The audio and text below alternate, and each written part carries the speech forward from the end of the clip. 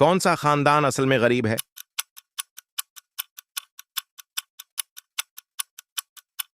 पहली नजर में दोनों खानदान अमीर लगते हैं, लेकिन क्या आप वाकई इस बारे में पुरएतमाद हैं?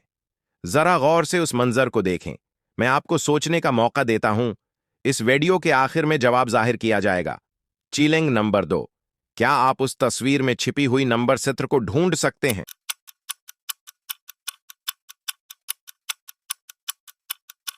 अगर आपने ढूंढ लिया है तो स्क्रीन पर डबल टीप करें ताकि मुझे पता चल सके। तीसरा सवाल, जब आप शेयर पर क्लिक करते हैं और फिर मूर पर, तो सबसे पहले कौन सी ऐप आती है?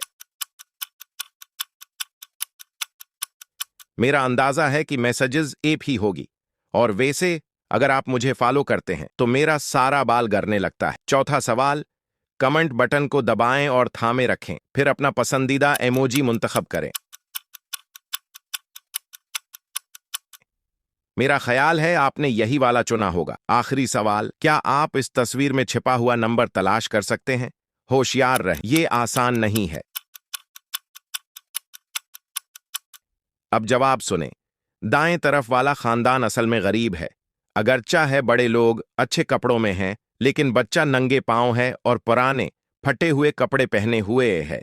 इसका मतलब है कि उन्होंने जाहिरी शान पर पैसा लगाया, लेकिन बच्चे की है बुनियादी जरूरियात पूरी न कर सके।